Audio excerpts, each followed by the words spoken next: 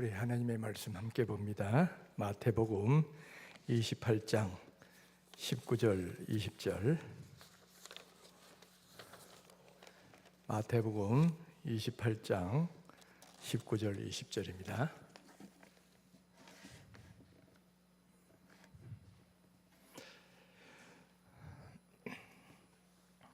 자, 우리 두 절 같이 한 목소리로 한번 읽어봅니다.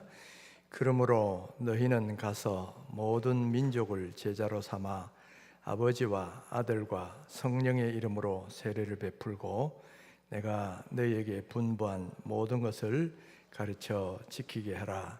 볼지어다 내가 세상 끝날까지 너희와 항상 함께 있으리라 하시니라.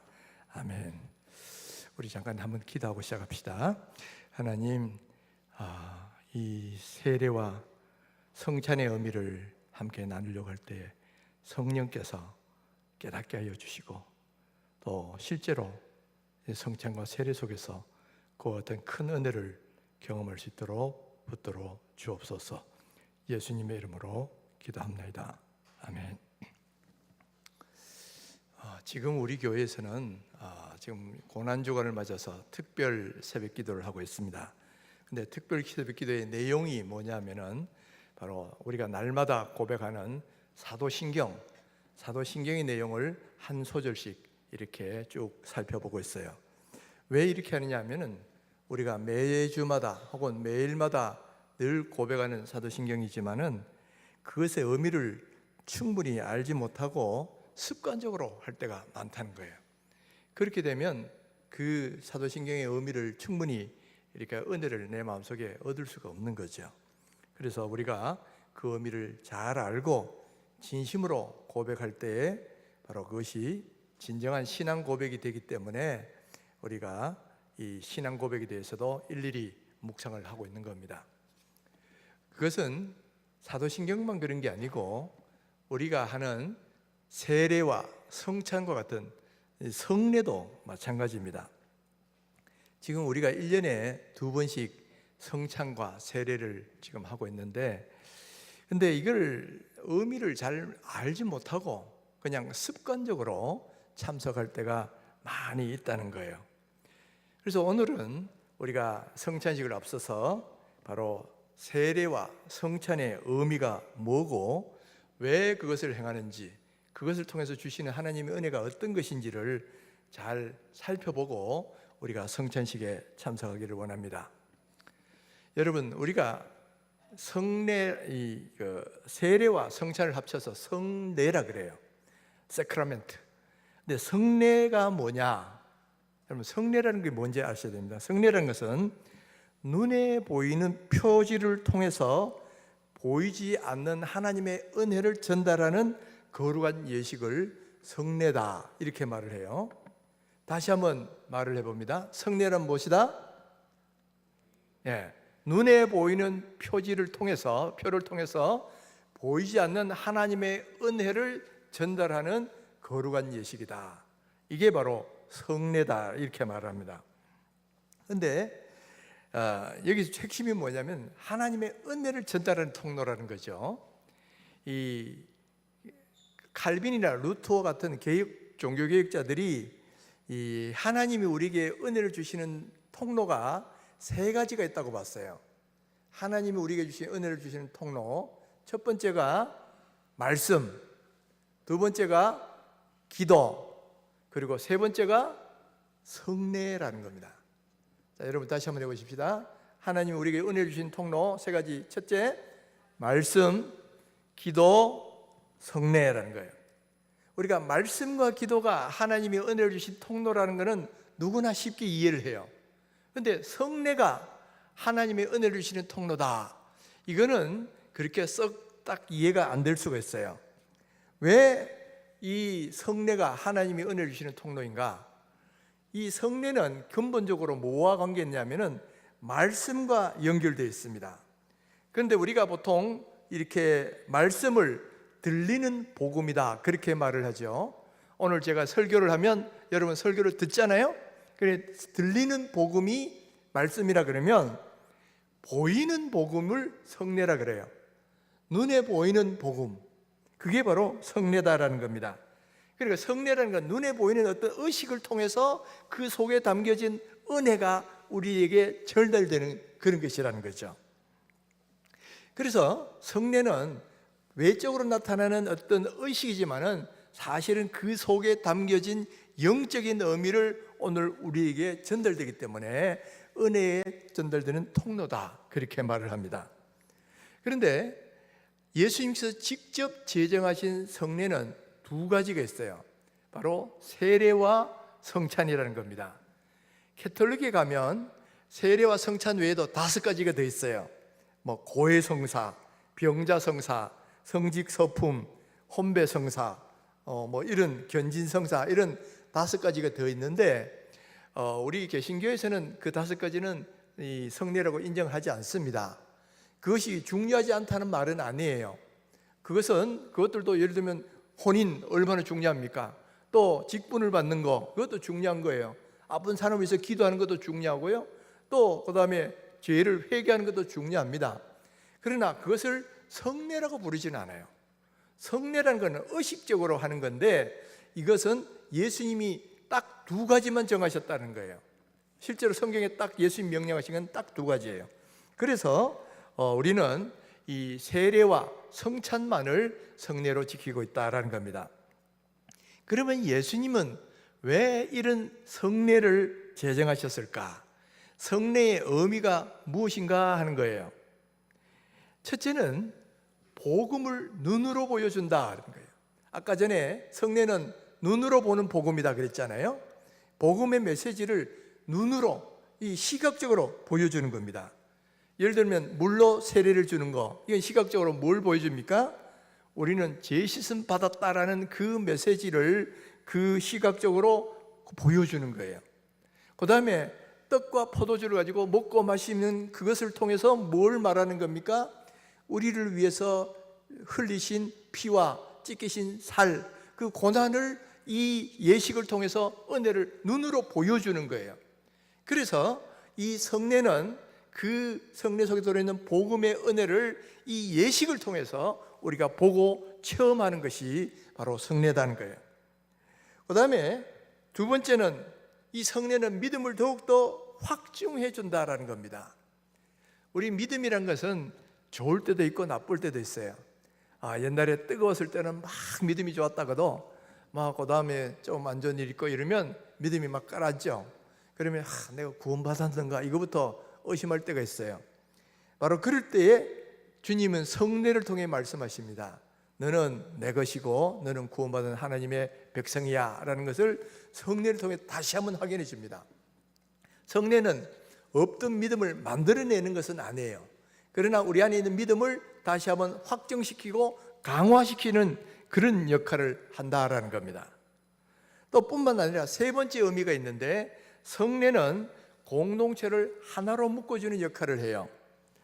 예를 들어 가지고 세례는 내가 공중 앞에서 혼자 세례받는 게 아닙니다. 모든 사람들 앞에서 나는 예수를 믿습니다라고 고백을 하면 모든 교회 공동체가 저 사람도 우리와 같은 믿음의 성도구나 공인해서 공동체 안에 받아주는 거예요.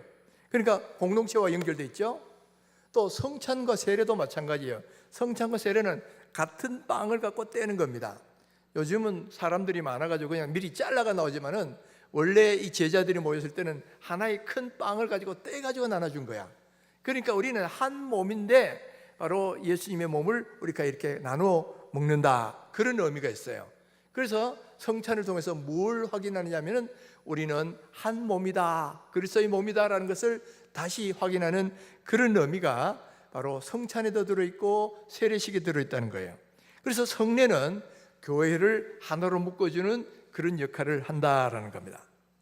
그러면 이제부터는 그러면 세례와 성찬을 조금 더 구체적으로 한번 그 의미를 살펴보겠습니다. 자, 먼저 세례는 왜 우리가 세례를 베풀게 되었습니까? 바로 예수님이 세례를 주라 그러셨으니까. 그게 어디 나와요? 방금 우리가 읽었던 그 구절이 나오잖아요. 너희는 가서 모든 민족으로 제자를 삼아 세례를 주라. 아버지와 아들과 성령의 이름으로 세례를 주라라고 말씀하셨다는 거예요. 바로 예수를 믿고 거듭난 사람들에게 죄 씻음의 표시로 물 세례를 베풀었다는 거예요.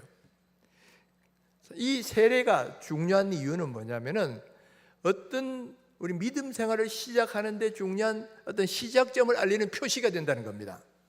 우리가 어떤 일을 시작할 때 보면 그것을 시작하는 표시가 있습니다. 예를 들면 아이가 태어나면 제일 먼저 뭐 하죠? 동사무소 가서 출생신고서를 해요. 그 출생신고서는 이 아이가 이제 새롭게 인생을 시작합니다라는 것을 시작하는 의식과 같은 표식이에요. 그리고 그 아이가 자라서 학교 갈 때 되면 학교에 들어갈 때 뭐 합니까? 입학식이라는 거 하는 거예요. 입학식을 하면서 뭘 하냐면 이 아이가 이제 이 학교에 소속해서 공부를 시작합니다라는 걸 표시해 주는 거죠. 그리고 그 아이가 나중에 자라서 결혼을 하겠습니다. 그럼 결혼식을 하면 결혼식은 뭘 의미합니까? 이제 우리 두 사람은 부부가 돼서 한 가정을 새로 시작합니다. 바로 그거를 가정의 시작을 알리는 것이 이 결혼식이에요. 마찬가지로 내가 이제부터 예수 믿는 사람입니다 하고 이렇게 신앙의 시작을 알리는 표가 뭐냐면은 세례다라는 겁니다. 그래서 내가 세례를 받는다는 것은 곧 뭐냐면 예수님이 나를 구원해 주셨다는 구원의 표시이기도 하면서 내가 이제는 새 생명이 시작됐습니다. 나는 거듭나서 새 사람 되어서 살게 되었습니다라는 그 신앙의 어떤 선언이 바로 세례다라는 거예요. 그래서 여러분 세례는 그만큼 새 출발을 알리는 점에서 중요한 겁니다. 어떤 한 부모가 없는 고아가 있어요. 부모가 없으니까 뭐 정말 어디도 의지할 것도 없는 그런 비참한 신세가 됐죠. 그런데 어느 날 어떤 가정에서 이 아이를 입양을 했어요. 자, 이 어떤 아이가 부모가 없다가 이제 어떤 새로운 부모님에 입양되면 그때부터 이 아이는 모든 신세와 운명이 달라지는 거예요. 먼저는 성이 양아버지의 성으로 바뀝니다. 그리고 그 다음은 더 이상 고아가 아니고 이제는 그 아이가 신분이 그 부모의 보호를 받게 돼요. 뿐만 아니라 이 아이의 미래가 혼자 있을 때하고 부모님 밑에 있을 때하고 미래가 전혀 달라지겠죠. 바로 세례도 그와 같다는 거예요. 그동안 나는 하나님 안 믿는 사람으로 밖에 있었는데 이제 세례를 받음으로 하나님 믿는 공동체 안에서 내가 이제 신분과 내 모든 상황이 달라지고 새 출발한다. 바로 그런 의미가 이 세례를 받는다는 말 속에 들어있다는 거예요. 또 뿐만 아니라 두 번째는 세례는 주님과 연합하는 의미가 있습니다. 연합하는 의미가 있어요. 자, 로마서 6장에 보면 세례를 받을 때 우리는 주님과 신비한 연합의 관계에 들어간다 그래요. 그래서 예수님이 돌아가실 때 예수님만 돌아가신 게 아니고 우리도 그때 같이 죽었습니다. 그리고 예수님 부활하실 때 예수님만 부활한 게 아니에요. 우리도 같이 살아난 거예요. 그러니까 주님과 함께 연합해서 예수님께 일하는 일이 우리에게 일어나는 일이 되는 거예요. 그러니까 여러분 우리가 예수 믿을 때 거듭난다 그런 말을 하잖아. 거듭난다는 말이 무슨 뜻입니까? 과거의 내가 죽고 새로운 내가 다시 살아났다는 이야기예요. 그러니까 새로운 내가 내 새 삶을 시작한다는 그런 의미가 있는 거죠. 그것은 왜 그러냐면은 주님과 내가 연합했기 때문에. 그래서 이제는 세례를 받는다는 건 주님과 내가 연합해서 새 삶을 시작합니다. 그래서 아까 말하는 그 고아가 어떤 집안에 입양되었을 때 이 사람의 부모의 자녀로 새 출발하는 것처럼 그렇게 전혀 다른 삶을 살게 된다는 거죠. 그 다음에 두 번째 세례가 갖고 있는 의미가 뭐냐면은 죄 씻음과 새 출발의 의미가 있습니다. 여러분 물이라는 게 무슨 뜻이 있어요? 물은 씻으면 도구잖아요. 설거지를 할 때도 그릇을 이 물로 씻고 빨래를 할 때도 옷에 있는 더러운 것을 물로 씻어냅니다. 그것과 똑같이 우리 몸에 있는 더러운 죄를 물로 씻어낸다는 상징적인 표현하는 거예요. 물론 물세례 받는다고 죄가 씻어지는 게 아닙니다. 예수를 믿을 때 우리 죄는 다 씻음 받는 거예요. 그러면 물세례를 받는 건 뭐냐면은 내가 예수를 믿고 죄 씻음 받았습니다라는 것을 이 물이라는 상징적 매개체를 통해서 표현해 주는 겁니다. 그래서 이 내가 죄 씻음 받았으면 그 다음부터는 어떻게 살아야 됩니까? 완전히 새 삶을 살아야죠. 어떤 아이가 새옷을 입고 목욕하고 있는데 막 진흙탕에 놀다가 온몸도 버리고 옷도 다 버렸어요. 그러니까 엄마가 그를 데리다가 몸도 씻겨주고 깨끗이 새 옷도 입혀줬어요. 그런데 이 아이가 다시 그 새 옷 입고 또 진흙탕에 가면 되겠습니까? 안 되겠습니까? 이제는 새 옷 입었으면 다시 그 옛날 진흙석 속에 들어가면 안 되는 거예요. 이게 바로 세례의 의미다라는 거예요. 세례란 거는 과거의 더러운 죄를 다 씻어버렸고 새 출발했는데 다시 옛 삶 속에 들어가서 똑같이 살면 안 되잖아요. 그래서 세례를 받는다는 것은 내 과거의 더러운 죄를 다 씻어버렸으니까 이제는 새로운 삶을 살겠습니다라는 그 의미와 결단이 그 세례 속에 들어가게 된다는 거죠. 또 그 다음에 이 세례는 공동체의 공적 선언, 공동체 안에서 이 사람 예수 믿는 사람이라는 것의 공적 선언입니다. 그래서 세례는 혼자 받는 게 아니고 여러 사람들 앞에 신앙을 고백하는 거예요. 마치 베드로가 예수님 앞에서 주는 그리스도시요 살아계신 하나님의 아들입니다라고 고백한 것처럼 이 모든 사람들과 하나님 앞에서 나는 예수님이 하나님의 아들이심과 또 우리를 구원하신 구세주심을 믿습니다 하고 공적으로 고백하는 거예요. 여러 사람들 앞에서. 그러면 그 다음에 이 사람은 우리와 똑같은 하나님 믿는 백성이다 하고 이 교회가 인정을 해주는 겁니다. 그러니까 교회라는 것은, 이 세례라는 것은 공적인 공동체적 성격을 갖고 있는 거예요. 여러분 결혼도 그렇잖아요. 결혼식도 모든 사람 앞에서 나 누구는 뭐 누구를 신랑으로 맞이해서 내 남편으로 맞아서 뭐 어떻게 살겠습니다 이 고백하죠. 그러면 모든 사람들이 저 사람은 이제 부부가 되었구나라고 공인을 해주는 거예요. 그것과 똑같이 세례는 모든 사람들 앞에서 나는 하나님을 믿는 사람입니다 하고 고백을 하면 모든 다른 사람들이 저 사람은 이제 우리와 똑같은 예수 믿는 사람입니다 하고 인정을 해주는 거예요. 그러니까 이 세례라는 것은 공적인 의미가 있다는 거예요. 그러니까 이 세례가 참 중요한 겁니다. 여러분 이미 대부분 세례를 받으셨죠? 근데 받고도 그 의미를 모르고 지금도 적당히 그러고 있는데, 그러나 그게 아니다. 세례는 이와 같은 중요한 의미가 있다는 거예요. 그래서 세례를 받을 때는 이 세례의 의미를 잘 알고 믿음으로 받아야 됩니다. 믿지도 않는데 세례 받는 건 아무 의미가 없어요. 남자들 군대 가면 뭐 그냥 세례 막 받고 막 하죠. 근데 예수도 안 믿으면서도 막 세례 받는 사람들도 있어요. 뭐 외적으로. 그거 아무 의미가 없습니다. 예수를 믿는 사람에게 주시는 구원의 표시가 세례인데, 믿지도 않으면서도 아무리 물세례를 받아본다 하더라도 그 사람이 그 때문에 구원받는 건 아니라는 거예요. 믿음으로 받고 그 다음에 세례를 받을 때 그 세례의 의미가 은혜가 되고 그것이 그 사람을 정말 그리스도인으로 보증해주는 표시가 된다는 거예요. 그래서 믿음이 반드시 전제가 되어야 됩니다. 그 다음에 두 번째는 회개와 결단이 따라와야 됩니다. 세례 받을 때는 내가 이제는 예수 믿는 사람이니까 새 삶을 살겠습니다 하는 이 결단을 가지고 해야지, 뭐 예수 세례 받기 전이나 세례 받은 후에나 뭐 옛날에 살던 모습 그대로 살겠습니다 이러면 이거는 세례의 의미가 없다는 거예요. 세례라는 것은 내가 이제 새 사람 되었으니까 이제는 새로운 삶을 살겠습니다라는 그런 의미로 세례를 받을 때에 그 세례가 의미가 있고 그것이 은혜가 된다라는 거죠. 여러분 여기 대부분은 세례 다 받았죠? 혹시 여기 세례 안 받은 사람이 있습니까? 아마 세례 안 받은 사람은 거의 없으려고 봐요. 근데 세례라는 것 아까도 말했지만은 나는 하나님 믿는 사람이라는 신앙을 고백하면서 그 고백 위에 내 죄 씻음 받았다는 것을 외적으로 표식받는 거예요. 그렇다면 이제부터는 하나님 믿는 사람으로서 정말 믿음의 삶을 살겠습니다라는 결단을 가지고 그렇게 살 때에 세례가 더 의미가 있고 또 그런 사람에게 세례식은 큰 은혜의 통로가 된다는 거죠. 그것과 마찬가지로 성찬식도 마찬가지입니다. 자, 예수님이 두 번째 제정한 이 성례가 성찬식인데, 예수님이 마지막 날 잡히시기 전날 밤에 제자들하고 다 같이 만찬을 합니다. 그리고 떡을 떼어주시고 먹으라, 이것은 너희를 위하여 찢기는 나의 살이다. 또 포도주를 주시면서 이것은 너희를 위해 흘리는 피다, 이렇게 말씀하시고 다 나눠주시죠.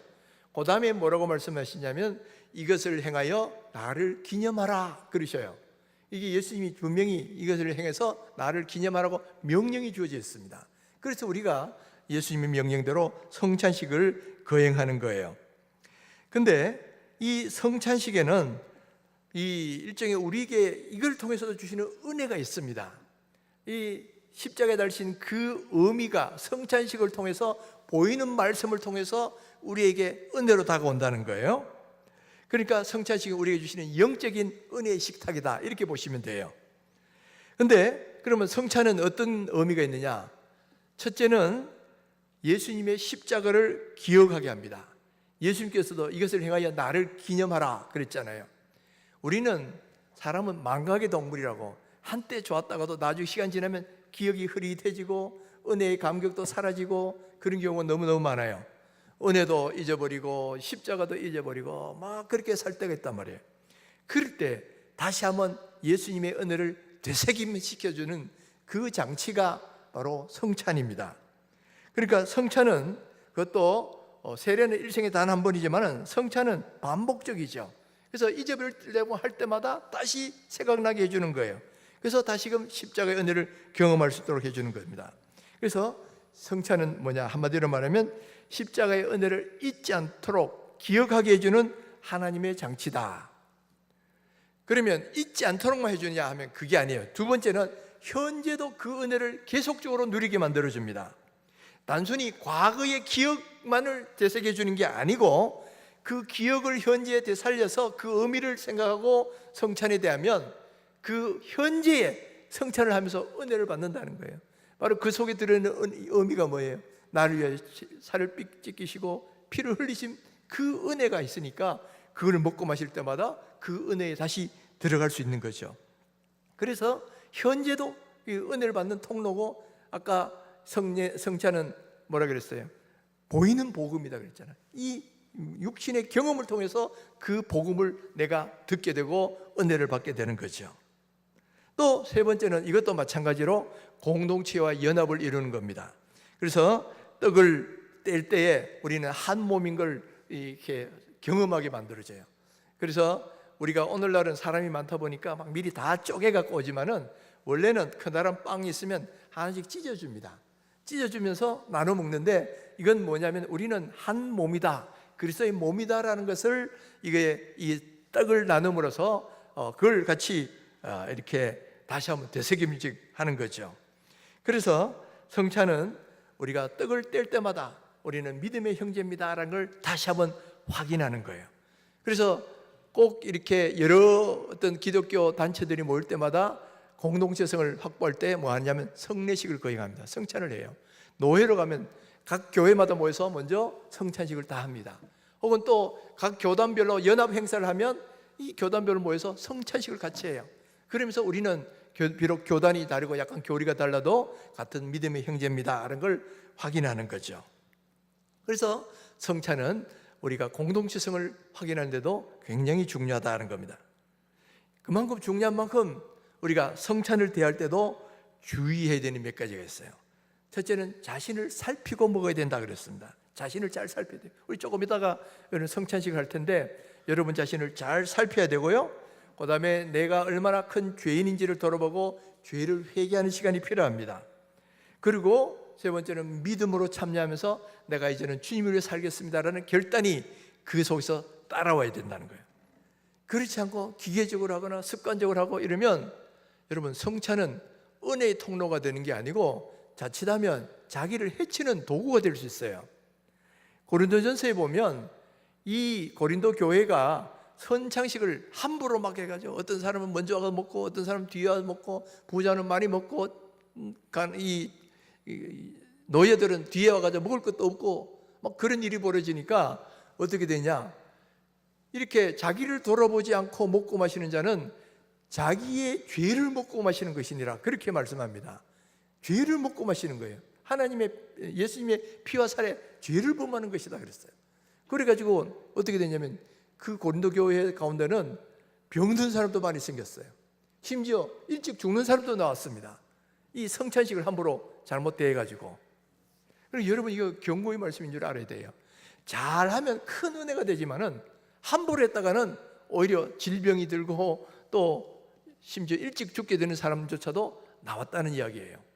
그만큼 성찬은 경건하게 잘 의미를 알고 되어야 된다는 겁니다.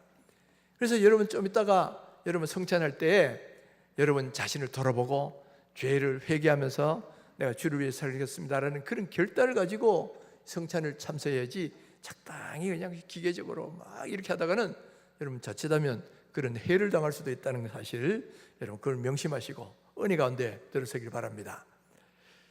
자, 우리가 성례는 이 세례와 성찬이라고 했는데 왜 예수님이 이 두 가지를 이렇게 제정하셨을까? 이 두 가지는 상호 보완적이기 때문에 그렇습니다. 이 두 가지는 상호 보완적인데, 이제 성찬과 세례가 어떻게 비교되는지 한번 잠깐 이 PPT를 통해서 한번 보겠습니다. 자, 세례와 성찬은 예수님이 제정하신, 직접 제정한 두 가지 성례라 그랬죠. 그런데 이것은 우리의 신앙을 지탱하는 두 가지 기둥이기도 하답니다. 근데 성격은 좀 달라요. 어떻게 다르냐? 자, 이거를 기하학적으로 표현한다면 이 세례는 신앙의 출발점이에요. 이건 단회적인 겁니다. 단회적이고 출발인 거예요. 우리가 대부분 결혼할 때도 대부분 한 번쯤 하죠. 물론 요즘 두세 번 하는 사람도 있긴 있습니다. 결혼을 두세 번 하는 사람도 있긴 있는데, 그래도 일단은 한 번 하는 걸 원칙으로 하죠. 근데 결혼식은 두세 번 할 수 있을지 몰라도 세례는 두세 번 할 수가 없어요. 평생에 단 한 번 받는 거예요. 그래서 여러분들이 혹시 세례를 받으려고 하면 평생에 단 한 번 있는 세례라고 생각하셔야 돼요. 그만큼 귀한 것이다, 이렇게 보셔야 됩니다. 그래서 우리 입교한 사람들은 어릴 때 세례 받았으면 어른이 돼서 다시 세례 안 받아요. 근데 이거 다시 받아야 된다고 하는 입장에 있는 사람이 재세례파라는 데가 있어요. 근데 우리는 그건 받아들이지 않습니다. 세례는 1회만 딱 받는 거다, 인생에 있어서. 그리고 세례는 우리 믿음의 출발을 의미하는 거다. 그리고 쭉 진행되다 보면 그 다음에 성찬이라는 게 나오는데, 성찬은 단회적인 게 아니고 반복적인 거예요. 반복적이면서 우리의 영적 생명을 유지하는 리듬과 같이 매번 때마다 이렇게 성찬식을 거행하는 것이다. 그 다음에 세례는 기본 성격이 뭐냐면은 나는 누구인가, 이거를 알려주는 예식이에요. 나는 하나님 믿는 사람이고 그리스도인이다라는 이것을 표현해주는 의식이 바로 나는 누구인가를 보여주는, 자기 정체성을 보여주는 게 세례입니다. 거기에 비해서 성찬은 어떠냐? 성찬은 그게 아니고 반복되는 은혜죠. 우리가 성찬을 1년에도 두세 번씩 하잖아요. 반복되는 은혜입니다. 그러면서 나는 무엇으로 사는가라는 것을 보여주는 거예요. 나는 예수님의 피와 살로 산다, 예수님의 복음의 은혜로 산다, 이것을 이 성찬을 통해서 경험하는 겁니다. 그리고 이것을 반복적으로 경험하는 거예요. 그 성격이 이 성찬과 세례가 이렇게 다르다는 거예요. 그 다음에 이걸 나무에다 비교하면 어떻게 되느냐? 이 세례는 어떤 나무가 어떤 그 땅에다가 뿌리를 내리는 거예요. 우리의 믿음이 예수님의 뿌리를 내리는 겁니다. 그런 뿌리를 내려서 이제 믿음으로 거기에 정착한다는 그런 의미가 있어요. 그런데 성찬은 뭐냐면은 이 뿌리를 낸 나무가 점점 자라려고 그러면 햇빛도 필요하고 물도 필요하죠. 그러니까 햇빛과 물을 줘서 그 믿음을 자라게 하는 겁니다. 그러니까 성례는 자꾸만 반복적으로 주면서, 이 성찬을 반복적으로 주면서 우리의 믿음을 자라게 만드는 것이고, 세례는 우리의 믿음이 예수님께 뿌리를 내리게 만드는 그런 것이 바로 세례다라는 거예요. 우리가 종합적으로 한번 정리를 해보면 이렇게 됩니다. 세례는 단회, 일생에 딱 한 번 있는 거고 한 번의 시작을 의미하는 거를 했어요. 거기서 성찬은 반복적인 거고 지속적으로 우리 신앙생활 가운데 지속적으로 공급되는 거다. 그리고 세례는 신앙의 시작을 알린다면 성찬은 그 지속적인 삶 속에서 지속적으로 이루어지는 거고, 그 다음에 세례는 나는 누구인가 하는 정체성을 보여주는 거라면 성찬은 나는 무엇으로 사는가라는 은혜, 지속되는 은혜를 보여주는 것이 성찬이다라는 거죠. 그리고 마지막으로 하나 더 정리를 한다면 이런 게 있습니다. 세례는 이 정체성의 삶의 방향을 결정해 줍니다. 난 이제 앞으로 예수를 믿는 그리스도인으로 살겠습니다 하는 게 세례라 그러면 난 그리스도인으로 살아가야 되죠. 인생의 방향이 그걸로 결정이 됩니다. 그러면 성찬은 뭐냐면 그 주님을 향한 방향성이 끝까지 유지되도록 도와주는 게 성찬이다는 거예요. 이해가 됩니까? 이 세례는 내가 어떤 삶을 살아야 되고 어느 방향으로 가야 될 것인가를 이 방향성을 보여준다면, 이 성찬은 그 방향성을 끝까지 지속하고 달려갈 수 있도록 유지시켜주는 역할을 하는 것이 바로 성찬이다라는 거예요. 바로 세례와 성찬은 같은 예수님이 제정하신 성례지만은 역할이 다르면서 상호 보완해 준다. 그래서 세례는 처음 시작점에 내가 누구인지 어디로 가야 하는지 그것을 보여준다면, 성찬은 그 방향성을 계속 유지하고 믿음이 자랄 수 있도록 도와주는 게 성찬이다, 이렇게 이해를 하면 됩니다. 그런데 어느 것이든 공통점은 뭐냐? 바로 물질로 보이는 어떤 표시를 통해서 그 속에 내포된 숨겨진 은혜를 전달하는 예식인 거예요. 그 안에 들어있는 은혜가 뭔가, 의미하는 바가 뭔가를 잘 알아야만 우리가 성례를 통해서 은혜를 받고 믿음이 자랄 수가 있다는 거죠. 자, 오늘 우리 청년들 아마 이런 성찬과 세례에 대해서는 별로 여러분 배워본 적이 없을 거예요. 그냥 참여는 했지만은 그 의미를 충분히 공부해 본 적이 없을 거라고 생각하는데, 여러분 오늘 한번 분명하게 아시기를 바랍니다. 성찬이든 세례든 주님이 제정하신 것이고, 눈에 보이는 이 물질적인 어떤 표를 통해서 그 속에 담겨진 은혜를 우리에게 전달해 주는 통로다. 그리고 세례하고 성찬은 서로 상호 보완적인데, 세례는 우리의 믿음의 시작을 알린 거고, 이 성찬은 그 믿음의 계속성을 보여주는 거고, 세례는 내가 누군지, 그리스도의 삶이 어떻게 되는지 방향성을 제시해 준다면, 바로 성찬은 그 방향성을 계속 달려갈 수 있도록, 그 믿음이 자랄 수 있도록 도와주는 역할을 하는 게 성찬이에요. 이 두 가지는 상호 보완적이다 하는 거예요. 오늘 이 성례식은 기본적으로 눈에 보이는 어떤 의식을 통해서 그 안에 들어있는 은혜의 복음을 경험하게 만드는 거니까, 오늘 이 복음을 꼭 붙드시기를 바랍니다. 특별히 오늘 우리가 성찬을 행할 텐데, 바로 이 보이는 표지를 통해서 보이지 않는 그 속에 들어있는 하나님의 메시지, 은혜를 굳게 붙들고 또 우리 믿음 생활을 더 깊이 하는 그런 은혜의 시간이 되기를 바랍니다. 우리 한번 말씀을 붙들고 한번 기도하셨으면 좋겠어요. 여러분, 하나님 이때까지는 성찬과 세례의 의미를 모르고 막 하기도 했는데, 이제는 진정한 성찬의 의미를 잘 깨닫고, 하나님 이것이 죄를 먹는 시간이 아니라 은혜를 먹는 시간이 되게 하여 주옵소서. 진정으로 그 속에 들어있는 의미를 알고 믿음으로 받게 하시고, 또 하나님의 은혜 아래 거할 수 있도록 믿음의 삶을 살 수 있도록 해달라고 우리 이 시간에 주님 한번 부르고 간절히 한번 기도하겠습니다. 주여, 이 시간 주의 말씀을 통해서 성찬과 세례의 의미가 무엇인지를 다시 한번 볼 수 있도록 인도하심을 감사합니다. 그동안 성찬의 의미가 뭔지 모르고 습관적으로 참여했을 때도 있지만, 이제는 성찬과 세례가 눈에 보이는 표지를 통해서 그 속에 담겨진 하나님의 메시지를 듣고 하나님의 은혜를 경험하는 귀한 시간인 줄 이제 믿사오니, 오늘 우리가 성찬식을 행할 때 바로 그 은혜를 경험하는 시간 되게 하여 주시옵소서.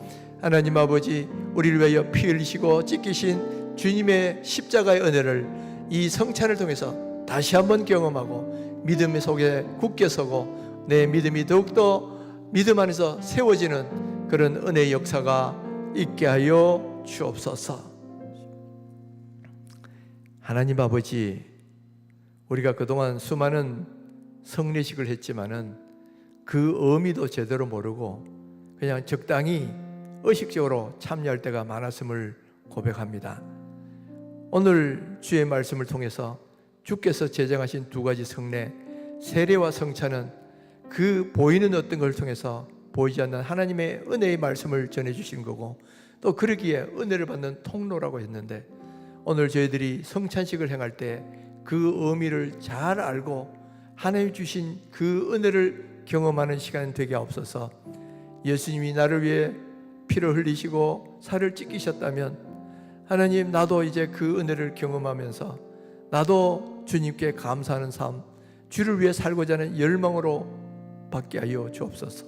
또 내 안에 지금도 남아있는 더러운 죄가 없는지 돌아보게 하시며 하나님 정말 내 자신을 회개와 더불어 주님 위에 살고자 하는 열망을 가지고 이 성찬을 다할 때에 성찬이 우리에게는 큰 은혜가 되는 귀한 시간 되게 하여 주시옵소서. 예수님의 이름으로 기도하옵나이다. 아멘.